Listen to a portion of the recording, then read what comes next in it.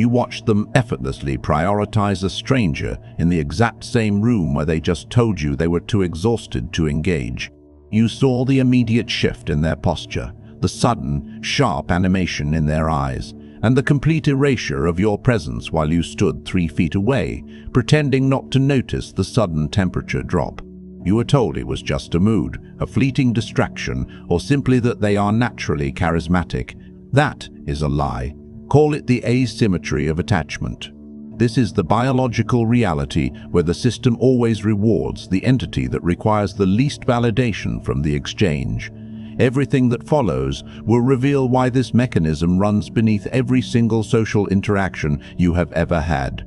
What was invisible to you will now be permanently, painfully visible.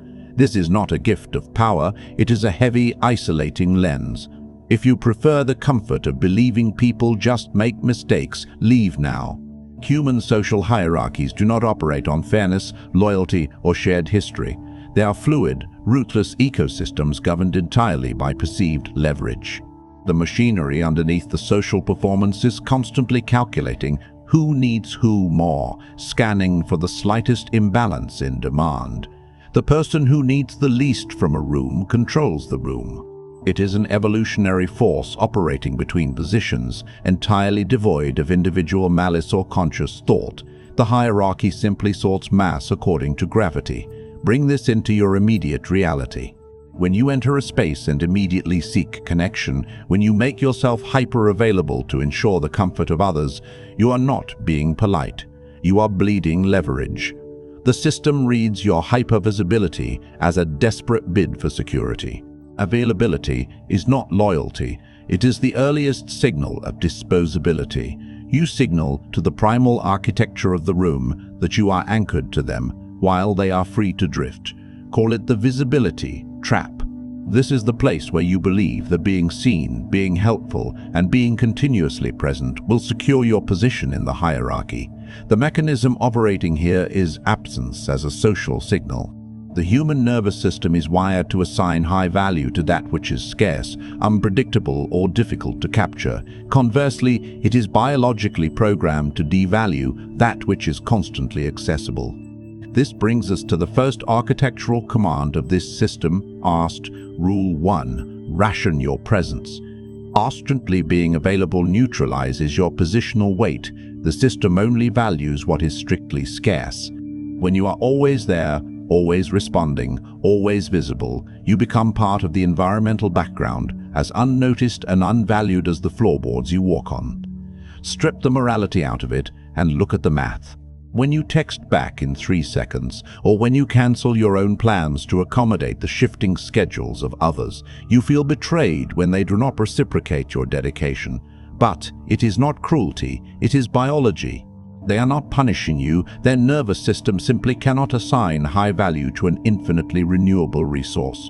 You were not betrayed, you were simply mispriced. This is not about playing childish games of hard to get. It is about understanding that constant presence neutralizes your weight. The layer underneath this dynamic is far more dangerous. In the visibility trap, your predictable presence allows others to map you completely. This exposes the second mandate of the dark architecture. Rule 2, never be a solved puzzle. Asked. The moment your behavior is completely mapped and predictable, you lose your implied threat and become disposable. A fully mapped entity holds no mystery. Without the implied threat of your potential absence, there is no biological incentive for anyone to maintain your respect.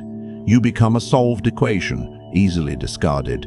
In Renaissance Italy, the cutthroat dynamics of the court stripped away all illusions of friendship and forced men to operate strictly on positional leverage.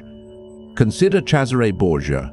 When his power in Rome was challenged by shifting alliances, he did not flood the zone with his presence, argue his case, or seek validation from his detractors. He executed a strategic, total retreat from the city. He withdrew entirely. By weaponizing his absence, he created a massive, suffocating vacuum of power. He forced his enemies to act in the dark, to miscalculate, and to reveal their hands in their panic to fill the void. He understood the predator's calculus. In the wild, the lion that sits entirely still dictates the movement of every grazing animal in the valley. The modern world is just a polished, sanitized version of bourgeois Rome. When you were dismissed or overlooked in the past, it was not because you lacked character, effort, or inherent worth. Your failure was purely positional. You placed yourself in the center of their field of vision and stayed there until your value depreciated to zero. You assumed loyalty was built through constant exposure, failing to realize that the outcome was determined the moment you made yourself an immovable fixture in their life. You mispositioned yourself as a guaranteed asset. You must understand the mechanics of the visibility trap before you are completely erased by your own availability. Stop offering your presence as a default setting and begin strictly rationing your visibility. In the Lability H. Result, you will see why your loyalty is currently being weaponized against you. Human social structures operate on a ruthlessly efficient accounting system. At the macro level, the collective hierarchy does not measure character, intentions, or the purity of your devotion. It measures exactly one metric: who is expending energy and who is passively consuming it. This is how the biological machinery determines who is essential and who is a disposable subordinate.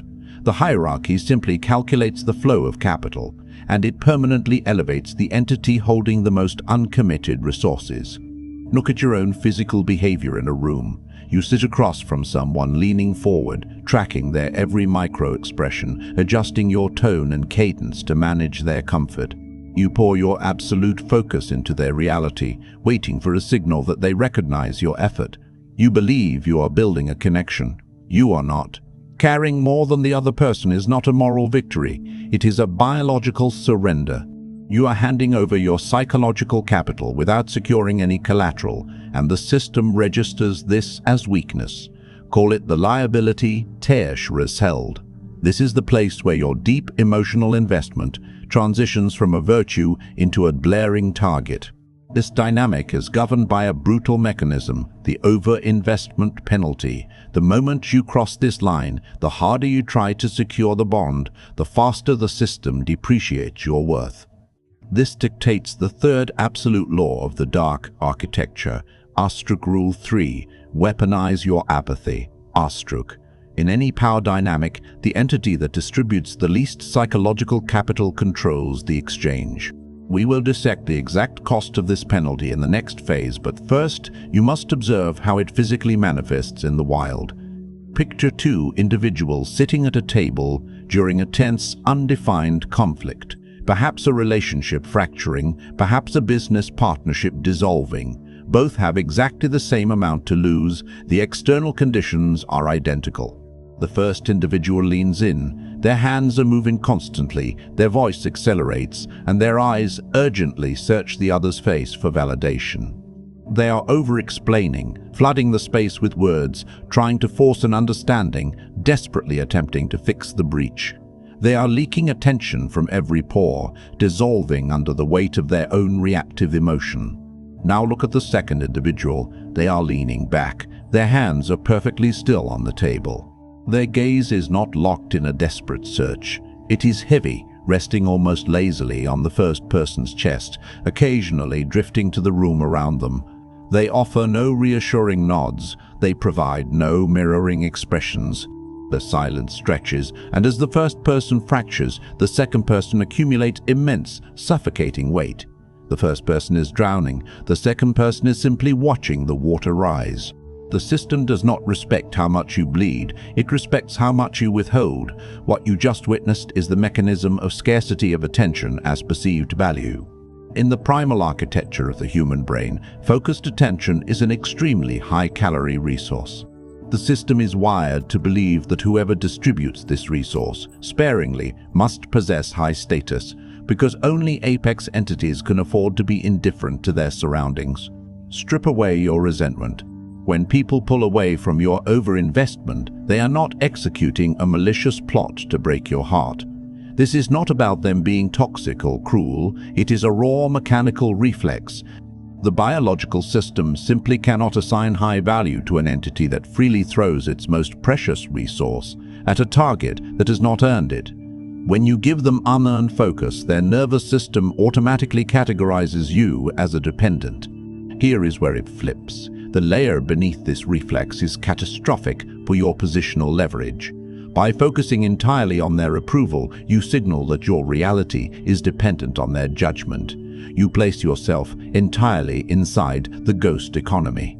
This is a transactional void, where your attention is the only currency being spent, yet it holds absolutely zero purchasing power. In this economy, you are printing infinite money for a market of one, causing hyperinflation of your own worth until your presence is essentially worthless.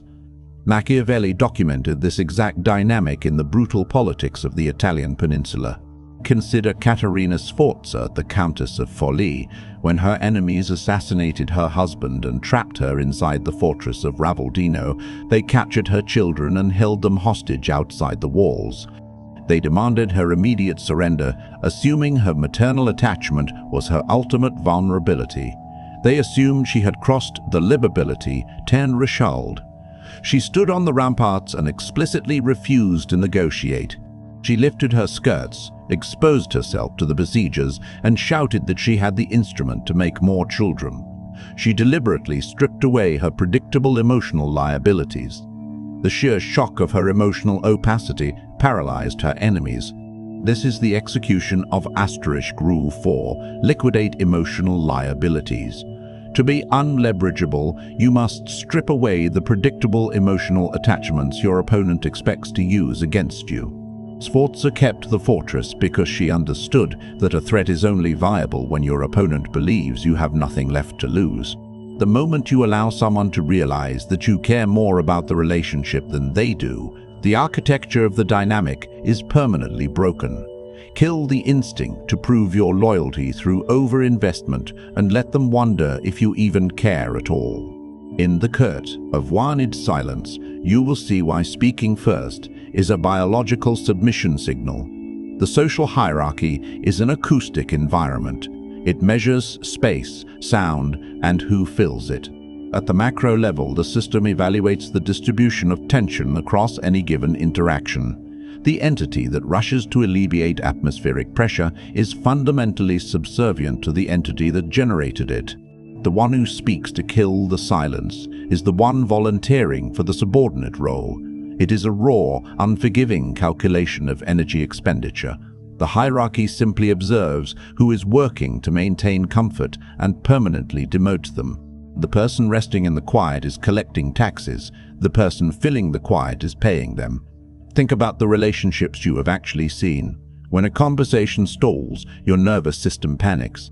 You scramble to find a topic, a joke, an observation, anything to bridge the gap. You act as the social janitor, frantically sweeping up the awkwardness. You monitor their facial expressions, desperate to see a shift that indicates you have successfully entertained them. The other person simply watches you work. They sit back, perfectly comfortable, letting you bear the energetic cost of the interaction. They are not trying to dominate you. They simply recognize that you are willing to do all the lifting. Call it the court of Warned Silence. This is the place where you realize every word you speak unprompted is a micro-submission. This introduces Rule 5, let them choke on the void. Speaking to break an awkward silence is a biological submission signal. Let the other person expend the energy to fix it. The phenomenon operating here is silence as pressure. In any mammalian dynamic, vocalization is a primary indicator of anxiety. Apex entities do not chatter. They do not announce their arrivals, their departures, or their internal monologue. They hold the void. The system registers restraint, not as an absence of thought, but as a concentration of potential kinetic energy. People do not listen to your words, they measure the anxiety behind your need to speak them.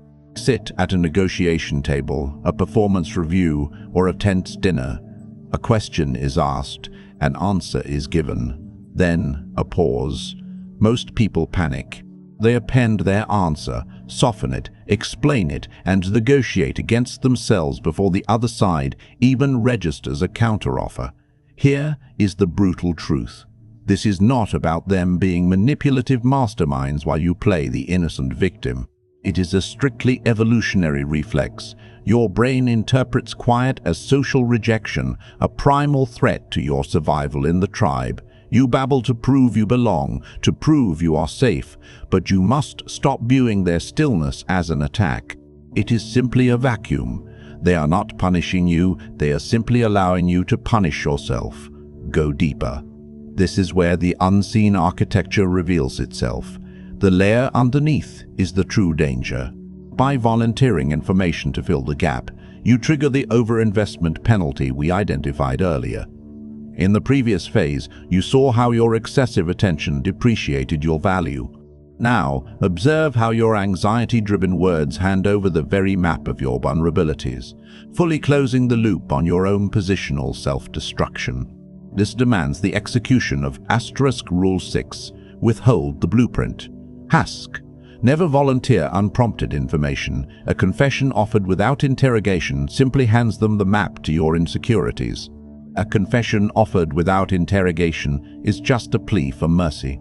You are actively handing them the blueprints to your psychological framing. You are telling them exactly what you fear, what you desire, and how easily you can be broken. Machiavelli watched this dynamic play out perfectly during the Renaissance. Consider Cesare Borgia's masterpiece of manipulation at Senigallia. Borgia faced a severe mutiny from his own mercenary commanders. He did not yell, argue, or demand their loyalty through frantic missives. Instead, he invited them to a feast of reconciliation. He greeted them with warmth, then let the heavy, suffocating quiet of his hospitality disarm them. He provided the venue, the food, and the stillness. They relaxed, mistaking his restraint for forgiveness, filling the quiet with their own arrogant assumptions of safety. The moment they were comfortable in the quiet he constructed, he had his men execute them simultaneously. The tactic was the weaponization of quiet accommodation. The consequence was the instantaneous elimination of his rivals without a single battle line being drawn. Think of it as the unseen architecture. You are walking into a room assuming it is flat terrain, but the silent person has built a maze. Every time you speak to break the tension, you are walking blindly down their corridors, triggering their tripwires, revealing your speed, your emotional weight, and your desperation. You are navigating their structure entirely at their mercy, while they have not moved a single inch. You are trapped in the court of one and less because you believe words build bridges, failing to realize they also build cages. Kill the urge to be the conversational janitor and let the quiet choke the person who created it. In the Pristica paradox, you will see why doing the work perfectly makes you entirely replaceable. The hierarchy does not reward the hardest worker, it rewards the entity that controls the vital resources. You have been conditioned to believe that status is achieved through dominance, through active enforcement, loud consequence, and the subjugation of others. But the true architectural height of the system is prestige. Prestige is colder, slower, and infinitely more demanding than dominance. Dominance requires constant friction to maintain its shape. Prestige requires passive, undeniable inevitability. In your immediate reality, you believe that executing your role flawlessly will guarantee your elevation. You do the heavy lifting, you report the flawless results, and you wait for the system to crown you. The system simply watches you sweat, categorizes you as a highly efficient utility, and leaves you exactly where you are. Competence without leverage is just a fast track to exploitation. Call it the Pristica paradox. This is the place where you realize that executing perfectly while asking to be noticed actively degrades your status. Observe how this translates into a physical space. Picture two colleagues who have just delivered identical high-stakes projects that saved the organization from a catastrophic failure. Both are exhausted. Both know exactly what they achieved. The first colleague sends a detailed email outlining the late nights, the specific disasters averted, and the immense personal sacrifices made to hit the deadline. They CC the entire leadership team. They walk into the follow-up meeting, vibrating with a desperate, unspoken need for a receipt of their labor. They track the director's eyes, waiting for public acknowledgement. They are leaking energy, essentially begging the hierarchy to validate their existence. Now look at the second colleague. They deliver the identical result. They send a 2-sentence brief containing only the final metrics. They walk into the same room, drop the finalized data on the table, and immediately ask what the timeline is for the next phase. They do not scam the room for applause. They are profoundly indifferent to the leadership's approval of their late hours. As the tension in the room stretches, the first colleague looks like a subordinate, waiting for permission to feel proud. The second colleague accumulates the heavy, suffocating weight of someone who simply owns the infrastructure. One dissolves in the reactive need for praise. The other accumulates power through sheer restraint. The mechanism operating here is demonstrated competence without validation seeking. The biological system identifies apex prestige only when an entity produces massive value, but remains entirely detached from the social feedback loop of that value. This is the execution of Rule 7, deceive the applause loop. Execute flawlessly, but never seek validation. The system never crowns a worker who is actively begging for a receipt of their labor. You feel profound resentment when you do the work and someone else gets the promotion. You assume leadership is blind, or playing favorites, or intimidated by your work ethic. Strip the morality out of it and look at the math. This is not a conspiracy against your effort. It is a biological sorting mechanism. The hierarchy requires workhorses to keep the gears turning, and it requires architects to direct the machine. When you visibly seek a pat on the back, your nervous system is signaling that you are a worker seeking a master's approval. The system will never give a crown to someone who is actively asking for permission to wear it. This is the trap. When you perform solely to be praised, you trigger the exact asymmetry of attachment we mapped earlier. You need their validation more than they need your specific output because workhorses are infinitely replaceable. You have placed yourself at the bottom of the gravity well.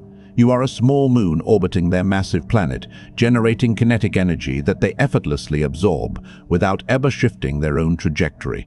The true architect generates their own gravity, forcing the organization to orbit them. Your exhaustion is not a symptom of bad luck. It is a pure symptom of mispositioning. You assumed that output equaled upward mobility. But the outcome was determined the moment you proved you were willing to trade your maximum effort for their minimum praise.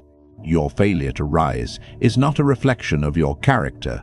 It is purely positional, dictated by your inability to detach from the reward mechanism. Cosimo de' Medici understood this perfectly in the cutthroat Republic of Florence. He did not seek the title of duke. He did not sit on the painted thrones or demand that the citizens bow in the streets. He built the banking infrastructure that funded the kings, the popes, and the city-state itself. He allowed other, lesser men to wear the velvet robes and the target on their backs while he quietly controlled the ledger. The mechanism was generating undeniable financial gravity while refusing the validation of a formal title. The outcome was absolute, unassailable control of the entire republic.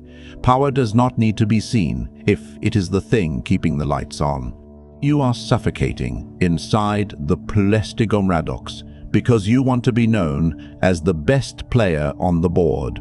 Stop working for the applause of the gallery and start owning the stage they are standing on. In the ghost position, you will see why the most dangerous person in the room is the one no one is watching. The human hierarchy is fundamentally a massive decentralized intelligence-gathering network.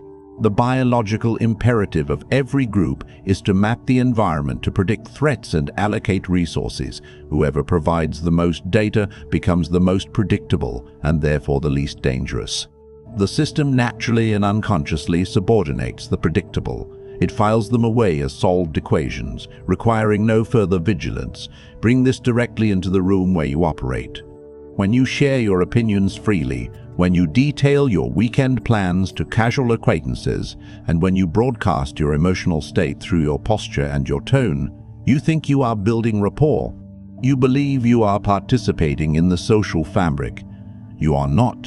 You are submitting to a scan. You are actively allowing the room to index your triggers, catalog your desires, and measure your exact limits. You are handing them the instruction manual to your nervous system. Call it the ghost position. This is the place where you exist inside the social architecture without leaving a measurable thermodynamic footprint. The mechanism you must weaponize here is opacity as information asymmetry. This brings us to Rule 8, operate from the black box. Cultivate absolute opacity. When your internal state is entirely unreadable, the system defaults to caution and respect. In any biological or social dynamic, power flows inevitably toward the entity that holds the most context while surrendering the least. When your internal state is completely opaque, the human nervous system cannot calculate your trajectory. It cannot determine if you are a resource to be harvested or a threat to be avoided, so it is forced to default to caution. Most people never realize that the cultural push for radical transparency is a trap designed to keep the masses easily managed.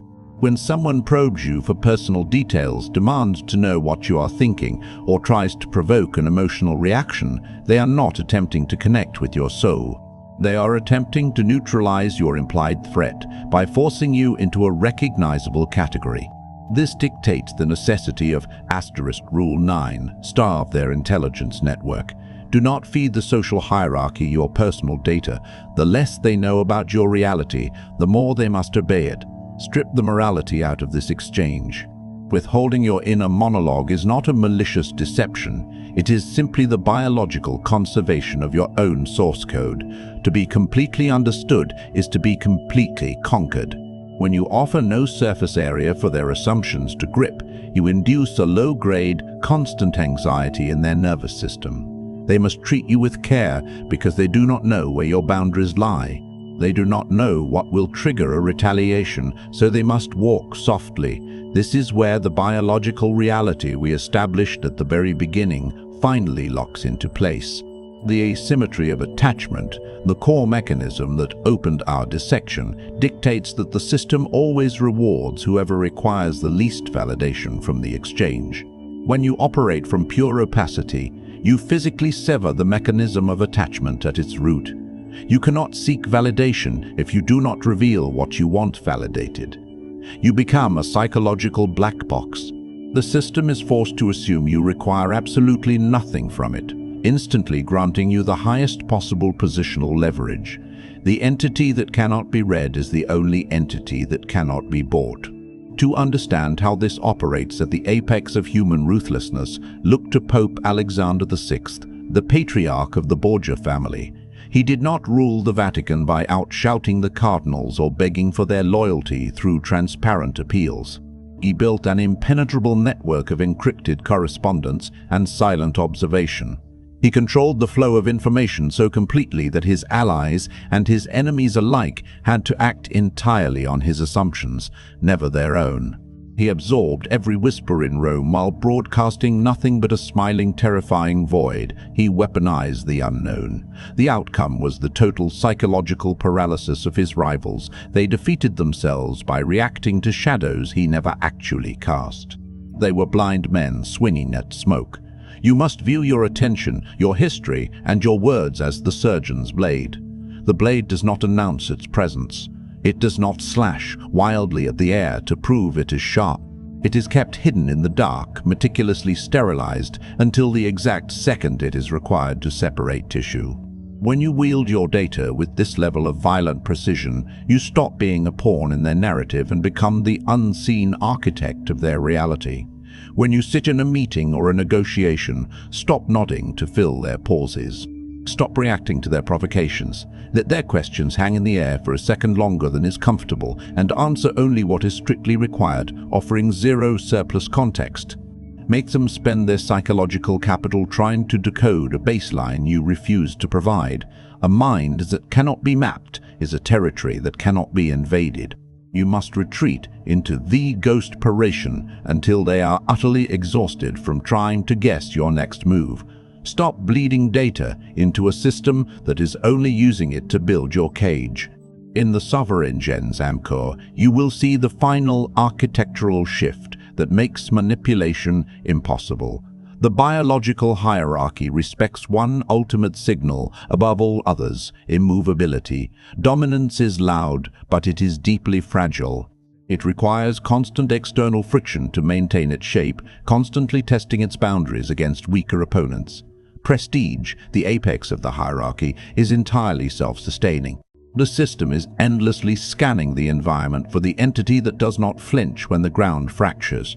It searches for the one who absorbs chaos without reflecting it back. Picture two individuals who have just been stripped of their primary identity, a sudden firing from a career-defining role, a brutal public rejection, a catastrophic loss of status. The external conditions are identical. The first individual panics. They flood the network with frantic explanations. They beg for meetings. They send desperate messages to old allies.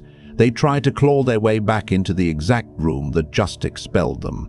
They are leaking all remaining leverage in real time, proving to the hierarchy that they are entirely dependent on it for survival. Their nervous system is screaming that they do not exist without the validation of the structure. Now look at the second individual. They absorb the blow in complete silence. They do not argue with the decision. They do not post their grievances. They vanish from the immediate social grid. While the first person is busy begging the old hierarchy for permission to exist, the second person retreats to the dark and begins constructing an entirely new mechanism of value. One is a desperate tenant trying to break back into a locked house. The other is simply laying the bricks for their own estate. Call it the Sovereign's Anchor. This is the place where your baseline reality is entirely decoupled from the validation, permission, or presence of anyone else. The phenomenon operating here is stillness as a dominant signal. In primal terms, when a predator is confronted, unnecessary movement is a signal of fear and calculation. Total stillness signifies absolute, terrifying confidence in one's own lethality. But we are moving beyond mere dominance into prestige. Prestige dictates that you do not need to threaten the room. You simply outlast it by generating your own undeniable value in silence. This brings us to the final absolute law of this system, Astral Trill 10. Become the immovable center. Astral. Do not react to shifting social variables or fight for a seat at their table. Build your own gravity and force them to orbit you. The ultimate display of power is not destroying your enemies. It is making them entirely irrelevant to your trajectory. This is exactly how Niccolò Machiavelli secured his immortality. When the Medici family returned to power in Florence, they stripped Machiavelli of his titles, imprisoned him, and tortured him. When he was finally exiled to the rural dust of San Castiano, he did not spend his days sending desperate, groveling letters to the men who broke him. He did not try to negotiate his way back into a subordinate position in a court that didn't want him. He accepted the exile.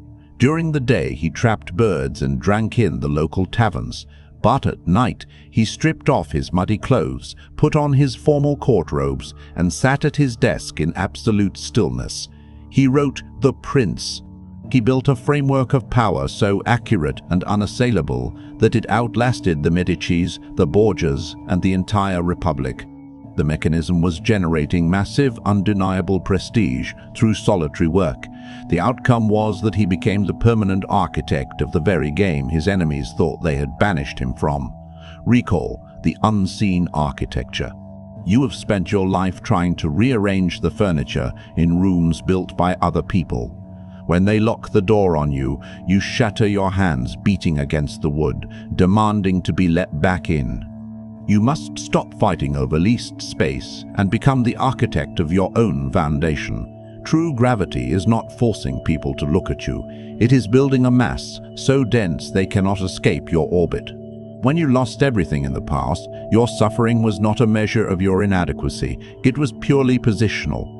You tied your entire center of gravity to an external entity, a job, a relationship, a social circle. When they moved, you collapsed. Your failure was not that you lacked worth. Your failure was that you required them to be the anchor. Strip the morality out of it entirely. You were mispositioned as a satellite, and satellites burn up when the planet's gravity shifts.